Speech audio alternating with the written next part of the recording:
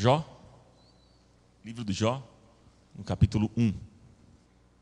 Você já se perguntou alguma vez, dizendo, será que Deus realmente existe? Você já fez essa pergunta? Seja sincero. Será que Deus existe? Diante de tudo aquilo que eu estou vendo, daquilo que eu vivo, do mundo, do jeito que está, será que Deus existe? Se Ele existe, será que Ele se esqueceu de mim? De repente você já fez uma pergunta assim, algum dia, algum momento da sua vida, será que Deus se esqueceu de mim? Queridos, a dinâmica da vida ela é interessante. A verdade é que a vida ela é dinâmica. A vida é assim, cheia de problemas, mas também vitórias. Dificuldades, mas também com conquistas. Há momentos na vida, meus irmãos, que nós estamos cheios de sonhos, de planos, cheios de projetos, mas há momentos que parece que nós perdemos até a esperança de salvação. Há momentos na vida que nós nos sentimos seguros de andar com Deus. Nos sentimos assim, tão seguros de andar com Deus, e nós falamos como Davi: o Senhor é o meu pastor e nada me faltará. Por outro lado, há momentos que surgem as dúvidas, inseguranças, e nós também questionamos como Davi. Logo a gente diz o seguinte: Senhor, por que te esqueceste de mim? Porque ando lamentando por causa da opressão do inimigo? Por quê? A vida é assim, queridos. Parece que há essa dinâmica.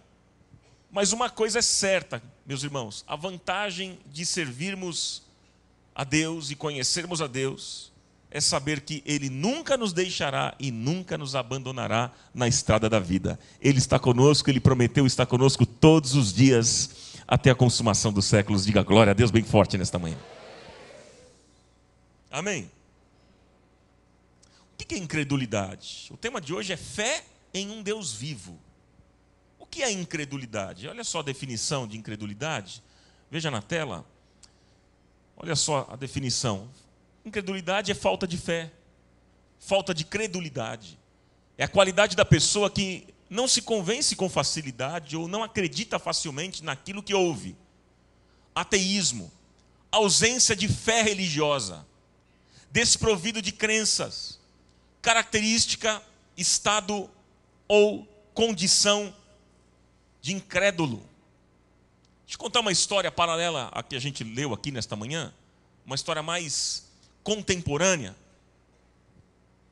de um filósofo e escritor alemão, nascido em 1844. Esse homem se chamava Friedrich Nietzsche, este escritor e filósofo. E em uma das suas grandes obras, ele disse: Deus está morto. Deus está morto. E é interessante porque ele nasceu de uma família cristã. Ele nasceu de uma família luterana. E ele pensou, inclusive, em seguir a carreira de pastor. Mas o seu contato com a filosofia o afastou desta carreira teológica. E ele foi um brilhante professor, tanto na Itália quanto na Suíça. E no momento mais crítico que ele estava vivendo, no momento de maior crise, de maior dificuldade, ele já estava triste, amargurado, angustiado.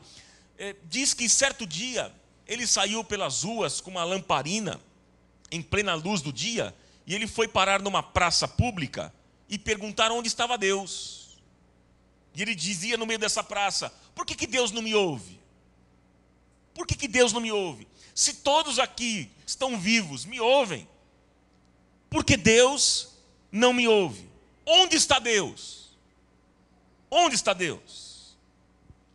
E diz que ninguém ousou responder nada, e todos ficaram em silêncio. Enfim, Então, este homem, ele foi conhecido por querer fazer com que acreditássemos que Deus está morto. Qual foi o final da história de Nietzsche? Nietzsche teve uma demência progressiva e ele ficou acamado, sendo cuidado pela irmã e pela mãe, e depois ele morreu. Agora, Nietzsche morreu melancólico e com a seguinte conclusão: Deus está morto. Deus está morto. Agora, meus irmãos, no capítulo 1, voltando para a história de que nós assistimos aqui, que é a história do capítulo 1 do livro de Jó, mostra este homem, mostra Jó perdendo tudo, perdendo todas as coisas, perdendo suas criações, os seus filhos, perdendo tudo que ele tinha. Jó, ele poderia, claro, meus irmãos, ter o mesmo sentimento de Nietzsche. Ele também poderia perguntar: onde está Deus? Sim ou não? Claro que ele poderia. E vamos ser honestos, eu acho que Jó até tinha todo o direito de fazer essa pergunta, porque ele perdeu tudo e foi de uma hora para outra. Foi assim, rápido. E ainda no capítulo 2, mais para frente, se você for ler em casa com mais calma, você vai perceber que Jó adoeceu, tendo úlceras no seu próprio corpo. E ainda sua mulher chega assim: Jó, não tem jeito mais. Jó, amaldiçoa Deus e morre. Mas a Bíblia diz que Jó não fez isso e Jó não pecou contra Deus. Mas diante de uma realidade como a que Jó estava vivendo, meus irmãos, ele poderia questionar Deus. Eu creio que cada um de nós aqui faríamos isso. Da noite para o dia, perder tudo, os bens, né, as coisas, a família, eu acho que nós questionaríamos a Deus. E até mesmo Jó poderia dizer que diante daquelas circunstâncias que ele estava vivendo, ele poderia também fazer a mesma declaração: Deus está morto, Deus não existe. Ele poderia fazer essa declaração. Mas é interessante porque no capítulo 19 do livro de Jó, faz a seguinte declaração no versículo 25. Ele diz assim: eu sei que o meu Redentor está vivo. Eu sei que o meu Redentor vive. Você pode repetir isso? Eu sei que meu Redentor vive. E aí ele continua: e que no fim se levantará sobre a terra. E depois que meu corpo estiver destruído e sem carne, eu verei a Deus. Eu o verei com os meus próprios olhos, eu mesmo e não outro. Assim declarou Jó: eu sei que meu Redentor vive. Veja o seguinte, que de alguma maneira Jó sabia que alguma coisa iria acontecer. De alguma maneira ele sabia que Deus faria algo, porque ele cria que Deus não estava morto. Por isso que ele disse: o meu Redentor vive. Veja que, mesmo em meio aos problemas, mesmo em meio às perdas, a tristeza profunda, o abandono, Jó declarava: eu sei que o meu Redentor vive. Então, meu irmão, minha irmã, você diante de uma situação difícil na sua vida, que você está vivendo nesses dias, declare esta palavra, diga: eu sei que o meu Redentor vive, e por fim ele se levantará. O choro pode durar uma noite, mas a alegria vem pela manhã, como diz as Escrituras. Glória a Deus. Você pode ter certeza que esse sofrimento que você está vivendo, essa dor que você está enfrentando, isso é temporário, vai passar. Porque vai se cumprir a palavra de Deus do Salmo 30, versículo 5. O sol da justiça vai se levantar. Saiba disso. É um tempo de escuridão hoje para você? É um tempo de dor, de abandono, de sofrimento? Creia que em breve o sol da justiça vai se levantar. O milagre vai chegar à tua vida. E você vai poder dizer: eu sei que o meu Redentor vive. Eu sei que o meu Redentor vive. Glória a Deus.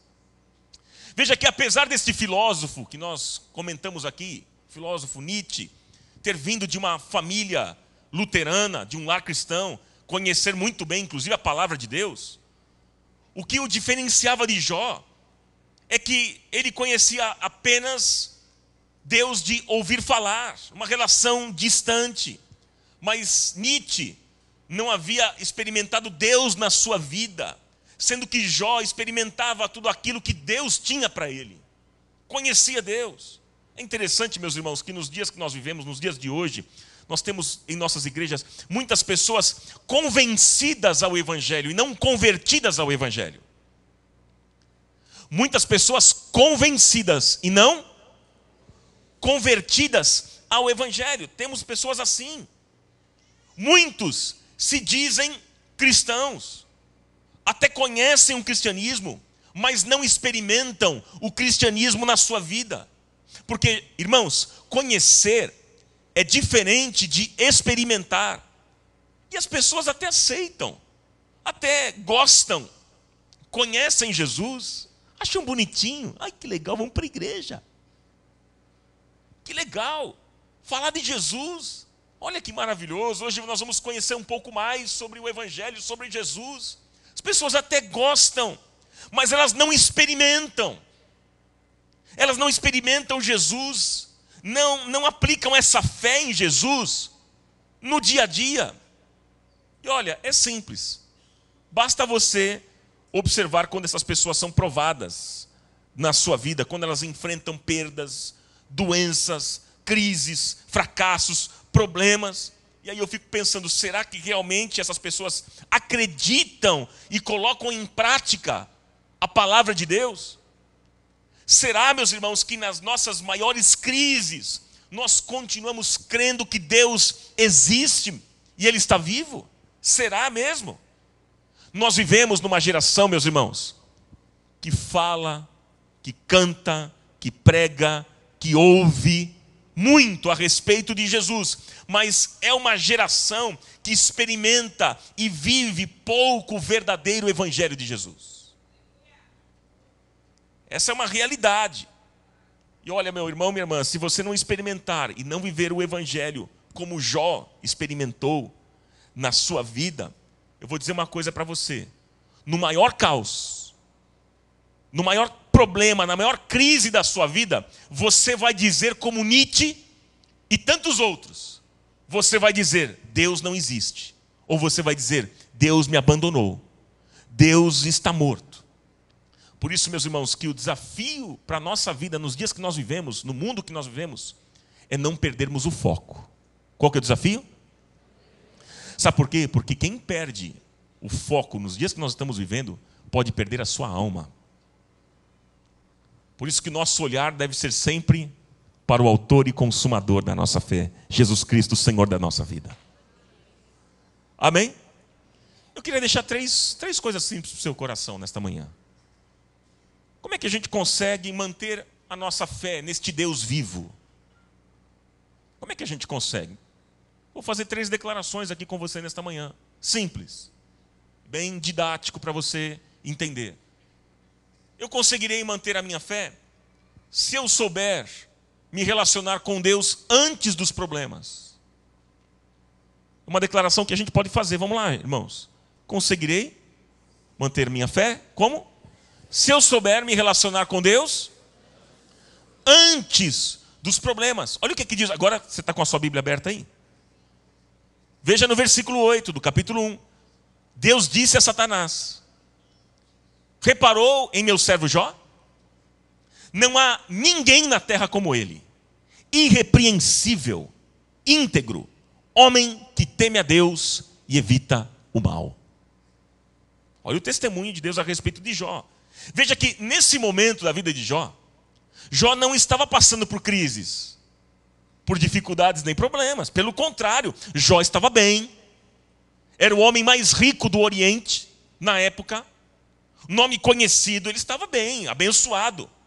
Mas veja que Jó tinha essa característica que nós lemos aqui no versículo 8. Ele tinha essas características do versículo 8 antes do problema, durante o problema e depois do problema.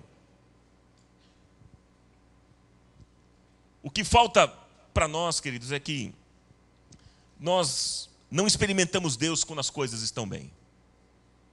Esse é um grande problema. Nós temos dificuldades, por vezes, de experimentarmos Deus quando nós estamos numa fase boa, quando nós estamos bem. Parece que quando a gente tem uma boa saúde, quando a gente tem um bom emprego, quando a gente está vendo a grana entrar, né? Quando as coisas parecem que estão fluindo bem, a família está caminhando bem, né? Conta bancária boa, bom emprego. Logo a gente parece que, naturalmente, a gente pensa o seguinte: para que eu preciso de Deus se eu tenho tudo? Para que eu preciso de Deus? Se a gente não verbaliza, a nossa atitude mostra isso. Se a gente não diz isso explicitamente, a nossa atitude mostra. Fica bem claro. Parece que, irmãos, parece que a gente diz o seguinte: olha, eu estou tão bem assim, mas tão bem, que eu acho que se Deus chegar vai estragar tudo. Inclusive parece que a gente vê Deus como alguém, um estraga-prazeres. Sempre quando Ele chega é para trazer dificuldade, para trazer problema. A gente pensa que Deus é assim, que vê a gente felizinho, fala: você está muito feliz, vamos colocar um probleminha para você aí, para você ficar mais. Não é assim, irmãos? Ai, que Deus não me veja, que está tão bom. Está tão bom assim. Parece que a gente tem essas coisas, meus irmãos.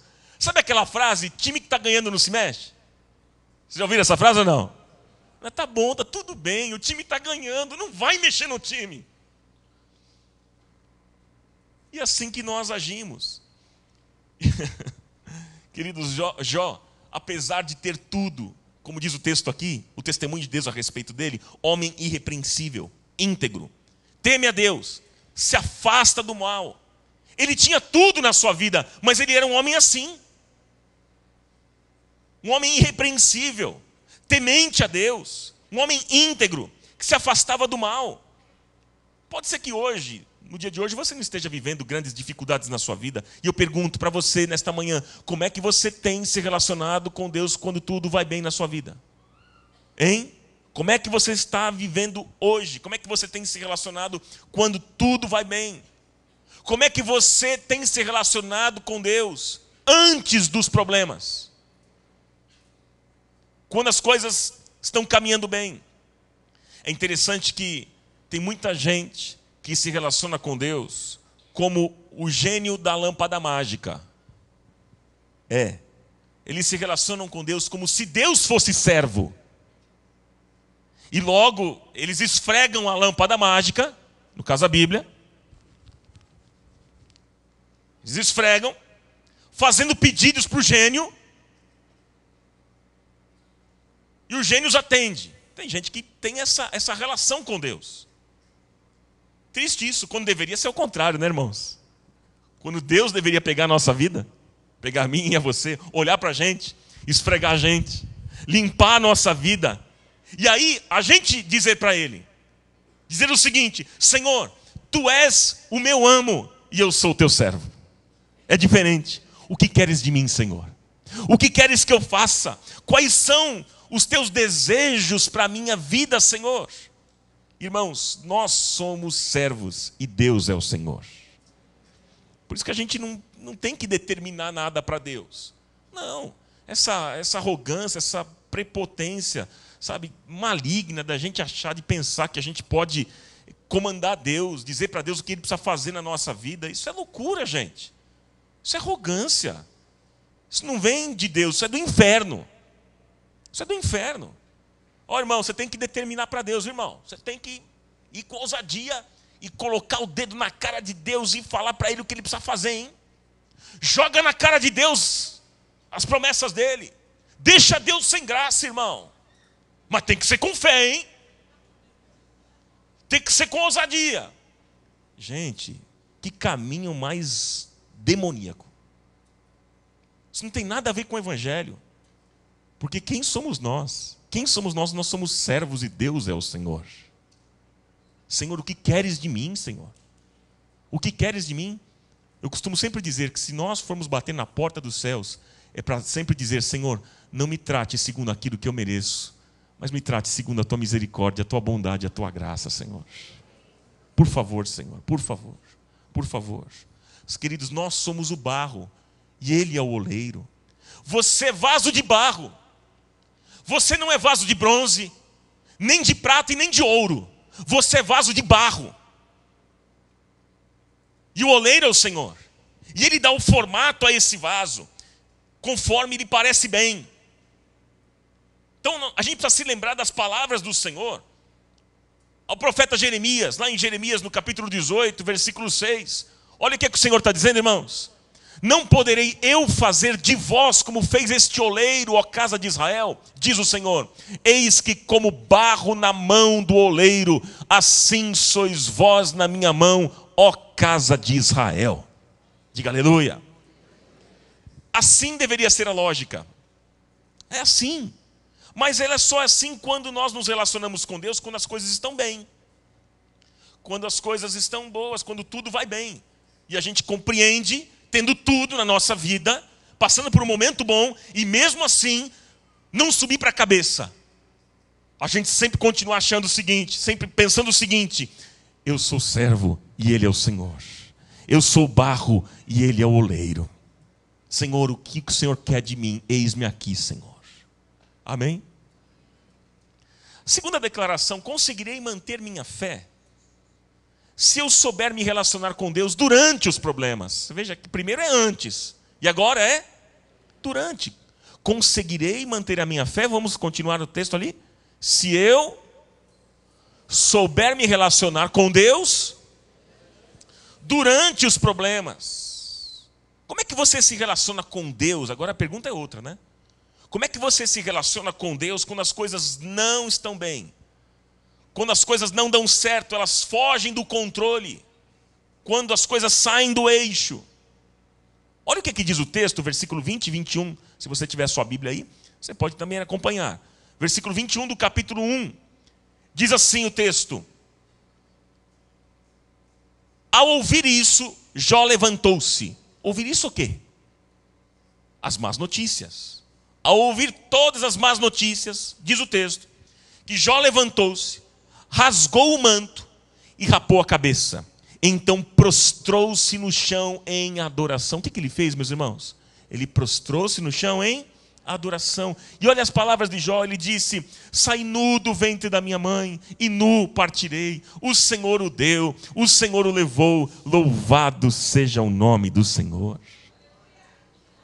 Glória a Deus.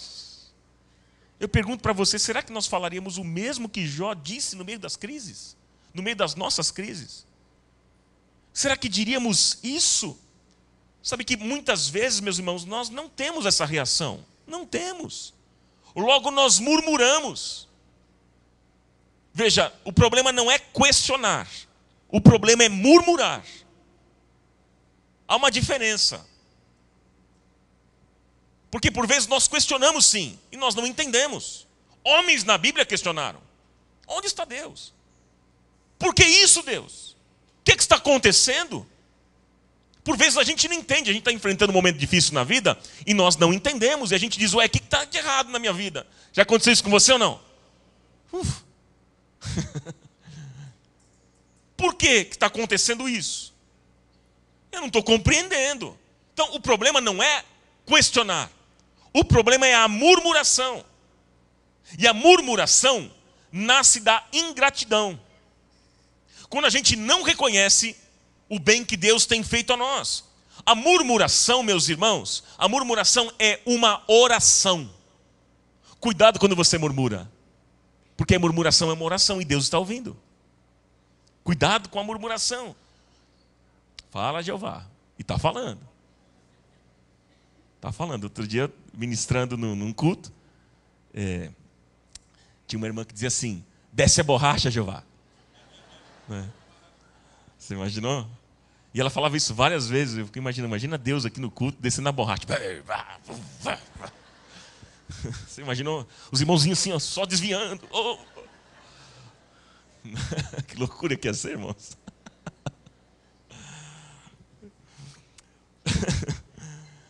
Mas a murmuração, voltando aqui, murmuração é uma oração e Deus ouve. O que é murmuração? Murmuração é uma reclamação descabida contra Deus. A murmuração é você dizer o seguinte: olha, Deus, se eu estivesse no seu lugar eu faria diferente. Eu faria totalmente diferente daquilo que o Senhor está fazendo. Então, A nossa reação, muitas vezes, diante do problema, durante o problema que nós estamos vivendo, é de murmuração. Mas veja que em função do relacionamento que Jó tinha com Deus antes lá do problema, em função disso, quando tudo estava bem, então quando surgiram as dificuldades, veja que ele conseguiu dizer aqui no texto: o Senhor o deu, o Senhor o levou, louvado seja o nome do Senhor. Glória a Deus. Jó, irmãos, só teve essa bênção, essa alegria, esse discurso que vai contra o mundo que a gente vive, contra essa realidade humana, porque antes dos problemas, ele já se relacionava com Deus e ele já conhecia Deus, quem Deus era. Jó experimentava Deus nas horas boas e nas horas ruins. Normalmente, meus irmãos, em meio aos problemas que nós enfrentamos, nós ficamos irritados, ficamos chateados, bravos, tristes, amargurados, por vezes até irados, e nós não conseguimos proferir palavras de gratidão, de louvor e adoração. Trago um desafio para você nesta manhã: mude o seu vocabulário, troque as suas palavras, tire dos seus lábios palavras de ingratidão, de injúria, de murmuração, e que tenha nos seus lábios louvor a Deus, gratidão a Deus, porque Deus tem sido bom. As coisas não vão bem na sua vida, lembre-se, Deus continua sendo bom, Ele continua sendo Deus. Louvado seja o nome do Senhor. Por isso, que para a gente dizer como Jó disse, e tantos outros homens, como Paulo, por exemplo, também disse, Paulo disse que todas as coisas cooperam para o bem daqueles que amam a Deus. Para a gente dizer como estes homens, nós precisamos ter uma relação íntima com Deus, uma relação experimental com Deus antes, durante e depois do problema. Aqui está o desafio para nós. E aí então, a consequência disso é que nós seremos agradecidos ao Senhor, sabendo que Deus está no controle de todas as coisas. Que tudo aquilo que está acontecendo na nossa vida realmente coopera para o nosso bem, para o bem daqueles que amam a Deus. O apóstolo Paulo diz lá em 1 Tessalonicenses, no capítulo 5, versículo 18, um texto tão conhecido nosso: em tudo dai graças, porque esta é a vontade de Deus em Cristo Jesus para convosco. Em tudo dai graças. Em tudo significa o quê, irmãos? Tudo, momentos bons e momentos ruins. Filipenses 4,6, o apóstolo Paulo diz o seguinte: não andem ansiosos por coisa alguma, mas em tudo, pela oração e súplicas, e com o que, irmãos? Ação de graças. E com ação de graças apresentem seus pedidos a Deus. Então eu conseguirei manter a minha fé se eu souber me relacionar com Deus durante os problemas. Eu falei de antes, durante e agora. Qual é o próximo? Depois. Conseguirei manter a minha fé neste Deus vivo se eu souber me relacionar com Deus depois dos problemas. Depois. Antes, durante e depois. Sabe por que eu estou dizendo isso, queridos? Porque muitas pessoas, quando são abençoadas, elas acabam se esquecendo de Deus. É gente que vem para a igreja, que ora, que pede bênção, e Deus abençoa, abre portas. Pessoas que foram alcançadas, que foram abençoadas, e sabe o que elas fazem? Vão embora. Para mim o pior não é nem abandonar o local que frequenta. O pior é abandonar Deus. Isso é pior. De repente a pessoa não quer mais frequentar a comunidade aqui. Eu quero frequentar outra igreja, ok? Vai embora, vai em paz. Pelo menos tem algum lugar. Pior quando a pessoa some do mapa, abandona os irmãos, abandona a igreja e abandona Deus. Esse é pior. Esse é o pior. As pessoas que receberam bênçãos de Deus, provisão, livramento de Deus, mas se esqueceram do abençoador. Infelizmente, eram pessoas interessadas apenas nas bênçãos do abençoador. Estavam interessadas nas bênçãos de Deus e não no Deus das bênçãos. Que tristeza isso. Por exemplo, tem gente que pede um namorado. Deus, me dá um namorado. Tem alguém orando aqui pedindo um namorado? Cadê? Levanta a mão, pode ser sincero, não tem problema não. Não fique com vergonha não. Quem é que está querendo namorar aqui? Deixa eu ver. Eu sei que os nossos jovens estão lá no nosso encontro, no acampamento, mas tem alguns aqui que eu estou vendo. E você não quer namorar não, jovem? Quer casar não?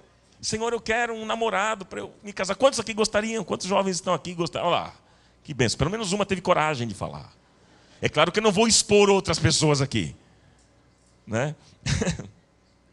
Mas o que acontece? Eu quero um namorado, quero me casar. Aí Deus abençoa.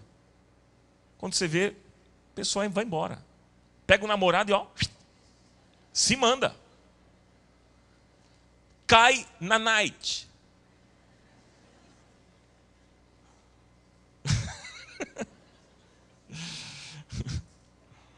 Fala, Deus. Vou dar um outro exemplo. Pessoas que vinham para a comunidade não tinham carro. Atravessavam a cidade. Gente que vinha de bicicleta ou a pé. Ônibus, metrô. Vinha para a comunidade. Não tinha carro. Deus abençoou e deu um carro. Tudo é motivo para não vir. Tudo é motivo para não vir. Mas está chovendo. Se está sol é porque está sol.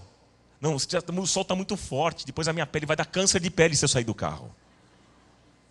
Se está chovendo, ixi, é complicado, porque não tenho nem guarda-chuva. Onde eu vou parar o carro? Vai ser difícil ir para a igreja. Aí tudo é complicado. Quando não tinha carro, subia a Eponina.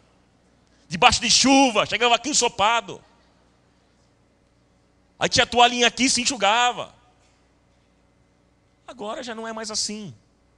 Deus abriu uma porta, abençoou, deu um carro para a pessoa e essa pessoa sumiu, abandonou Deus, abandonou os irmãos. E assim vai, com emprego a mesma coisa. Gente que estava aqui no nosso meio, orando, chorando, pastor, ora por mim, porque eu preciso de um emprego. Há uma necessidade grande na minha casa. E a gente orando, e orando, e orando. E de repente Deus abriu portas. A pessoa sumiu. Sumiu. Infelizmente. Sabe por quê? Porque estavam amando mais a bênção do que o abençoador. Uma triste realidade. E acabaram se distanciando da igreja, se distanciando dos compromissos com a igreja, com os irmãos. Se tornaram frios, indolentes, apáticos. Infelizmente, eu posso dizer o seguinte, que a bênção serviu, na verdade, foi para a desgraça daquela pessoa. Infelizmente. Deus quer abençoar você. Você tem dúvida disso ou não? Eu também não tenho dúvida. Mas sabe que às vezes eu fico pensando também que Deus não nos abençoa, sabe por quê? Por amor. Porque Ele ama a mim e ama você. Por isso que Ele segura algumas coisas. É como um pai. Se meu filho, por exemplo, pedir pai, eu quero dirigir um carro, ele não tem carteira de motorista. Eu vou liberar? Só se eu for um doidinho. E por que eu faço isso? Por questões óbvias. Não é momento, isso não é agora. Então, se eu fizer isso, isso pode servir de desgraça na vida dele. Então, muitas vezes, Deus não nos abençoa para nos preservar. É por amor. Sabe por quê? Porque Deus conhece o depois. Deus conhece o lá na frente. E Ele sabe que se a gente receber tal coisa, nós correremos um sério risco de nos afastarmos dEle, dos caminhos dEle. Vira e mexe, meu pai conta uma história interessante que aconteceu com ele. Isso aqui já uns bons anos atrás, de uma pessoa que encontrou com meu pai aqui num pátio, né, aqui atrás. Meu pai estava saindo com o carro e essa pessoa chegou diante dele e disse assim, olha, ô pastor, que bom, hein? Se eu tivesse com esse carro que o senhor está, agora estaria lá na praia, fazendo outras coisas, passeando. Aí você imagina o Betão? Você conhece meu pai quando ele faz assim, ó. Irmãos, quando você vê meu pai mexendo na barba, se prepara. Aí com muito amor e carinho, meu pai disse assim, é por isso que Deus não te dá. Por isso que Deus não te dá. Porque Deus sabe, eu tenho esse carro, é para servi-lo. Se Deus te dá, vai servir para a sua desgraça. Por isso que Deus não te dá. Então, às vezes acontece isso. Deus, para preservar a gente, Ele não dá. Quem é fiel no pouco, sobre o muito será colocado. Então, às vezes, eu fico pensando que Deus, às vezes Ele diz assim, olha, é melhor eu ter você do meu lado de Fusca, um carro mais simples, do que te ver no inferno de Ferrari. Melhor. Por isso, queridos, que eu tenho entendido a oração de uma maneira diferente. A minha oração é a seguinte: Senhor, não responda as minhas orações segundo os ídolos do meu coração. Gente, o nosso coração é perigosíssimo. A Bíblia diz que o coração do homem é corrupto, é enganoso. Cuidado. Quem o conhecerá? Diz o texto. Então, Senhor, não responde as minhas orações segundo os ídolos do meu coração. Por favor, Senhor. E às vezes existem alguns ídolos no nosso coração que nós desconhecemos, irmãos. É por isso que a gente precisa dizer: Senhor, sonda e conhece o meu coração. Examina, Senhor. Vê se há em mim algum caminho mau e guia-me por um caminho de vida, um caminho eterno. Porque, sabe, queridos, quando nós insistimos em alguns ídolos, Deus até pode responder segundo aquilo que nós desejamos, mas o fim pode ser amargoso, pode ser triste. E o que eu estou dizendo para vocês aqui é bíblico. Porque olha só o que é que diz o Salmo 106, fala do povo de Israel. Olha esse texto que interessante. Olha o que é que diz: então creram nas suas palavras e a ele cantaram o que, irmãos? Louvores. Você vê que o povo está se referindo ao povo de Israel. É povo crente. Creram nas suas promessas. E que mais que fizeram? E cantavam louvores.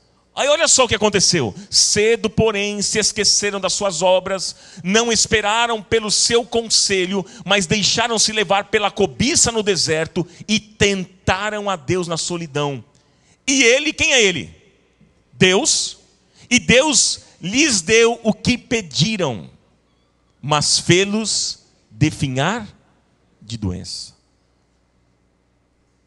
Foram destruídos, irmãos, foram destruídos. Quer dizer, pela insistência daquele povo, Deus até deu o que eles estavam pedindo.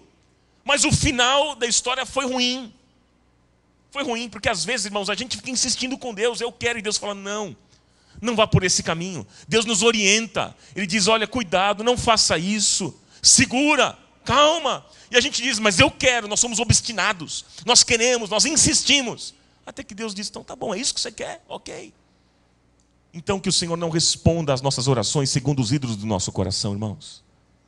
Amém? Jó havia passado momentos difíceis na sua vida, havia perdido tudo.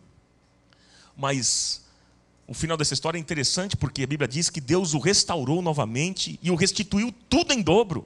Glória a Deus. E por que Deus fez isso? Porque Jó experimentou Deus antes da crise, durante a crise e depois no final da crise. E aí no capítulo 42, no versículo 5, Jó disse: os meus ouvidos já tinham ouvido a teu respeito, mas agora os meus olhos te viram. Os meus olhos te viram, ou seja, a crise fez com que Jó se aproximasse mais de Deus. Ele cresceu, ele amadureceu. Ele se tornou um homem agora muito melhor, muito mais humano, maior, mais nobre, por causa da crise que ele enfrentou. E ele superou. Porque, irmãos, a questão não são as crises que nós enfrentamos, mas é como nós enfrentamos as nossas crises. O que nos diferencia como cristãos é a maneira como nós enfrentamos as nossas crises. E a crise, ela tem uma prerrogativa sobre nós, meus irmãos. A palavra crise, ela é formada de duas expressões. Duas expressões: abismo e oportunidade. Quais são as expressões? Abismo e oportunidade. Então, a crise, ela pode te dar uma oportunidade para você crescer, para você amadurecer. E Jó entendeu isso na sua vida. Ele entendeu que Deus tinha algum propósito naquela situação que ele estava vivendo. Ele entendeu. Por outro lado, meus irmãos, a crise também, ela pode te dar uma outra opção: o abismo. Ou seja, a opção de se afundar, jogar a toalha, abandonar tudo, desistir de tudo, que foi o que aconteceu com o filósofo Nietzsche. Abriu mão de tudo, abandonou tudo. Mas Jó, meus irmãos, escolheu ter a oportunidade de crescer, a oportunidade de amadurecer. Sabe por quê? Porque antes, durante a crise, ele já se relacionava com Deus integralmente. E aí quando chega agora no final, ele continuou se relacionando com Deus. Mas agora ele se relaciona com Deus de uma maneira muito melhor. de uma maneira muito mais profunda, porque ele diz assim: agora os meus olhos te veem. Agora os meus olhos te veem. Antes eu te conhecia de um jeito, era bom, ok, era de ouvir falar, mas agora é diferente. Eu te conheço, Deus, de uma maneira mais profunda, porque os meus olhos te veem. Pergunto a você, como é que você tem reagido diante das crises e dificuldades? Como é que você tem reagido, meu irmão, minha irmã? Faça como Jó. Faça como este homem. Viva com Deus o tempo todo e todo o tempo. Viva com Deus. E então, quando a crise vier, você vai saber lidar com esta crise. E quando ela passar, quando a crise for embora, você vai poder dizer como Jó. Você vai poder levantar as suas mãos e dizer o seguinte: Senhor, antes eu te conhecia de ouvir falar, mas agora os meus olhos te veem. Mas agora, Senhor, eu vejo quanto é maravilhoso caminhar ao teu lado. Aleluia. Veja que o filósofo Nietzsche, ele não teve essa oportunidade, porque ele não tinha uma relação íntima e profunda com Deus. Não, era uma relação distante. E você pode ter essa oportunidade, hoje ainda, e você poder ainda dizer: eu sei que o meu Redentor vive. Dizer isso antes, durante e depois da caminhada. Amém? Mas irmãos, para isso você precisa entender uma coisa importante: que cristianismo não se vive de domingo apenas, ou só de ouvir falar, ou então até mesmo de conhecer a letra. Não. Jesus nesta manhã está dizendo o seguinte: você me ama? Está te perguntando: você me ama? Quantos aqui podem dizer que amam ao Senhor? Você ama? Então Jesus está dizendo o seguinte para você nesta manhã: se você me ama, como você acabou de levantar as mãos e declarar, dê movimento àquilo que você diz crer. Dê movimento, que não fique nas palavras, mas dê movimento. Tira essas letras do papel e coloque esses valores que você diz que tem, coloque na vida, no dia a dia, na prática, no chão da vida. Porque nós precisamos não apenas conhecer o Evangelho, mas principalmente experimentar o Evangelho, queridos. E é isso que vai fazer total diferença na nossa caminhada de fé. Amém? Os valores que você tem aprendido nessa comunidade. Quantos aqui têm sido abençoados com a palavra desta comunidade? Deus tem usado pessoas aqui neste púlpito para trazer palavra fresca e poderosa para a nossa vida, é ou não é?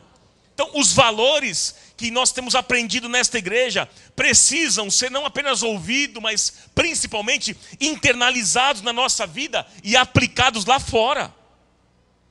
Lá no chão da vida.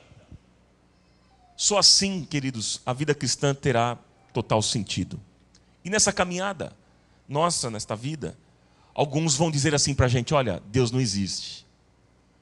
Outros vão dizer assim: olha, Deus se esqueceu de mim. Outros ainda vão dizer o seguinte: de onde me vem o socorro? Que possamos estar entre aqueles que respondem o seguinte: o meu socorro vem do Senhor, do Criador dos céus e da terra. O Deus que vive eternamente. E porque Ele vive, meus irmãos, há uma esperança nesta manhã. Porque Ele vive, nós podemos crer sim e crer no amanhã. Porque Ele vive, nós não precisamos temer. Porque Ele vive, temor não há. Porque a nossa vida está nas mãos do Deus Todo-Poderoso que vivo está. Louvado seja o nome do Senhor.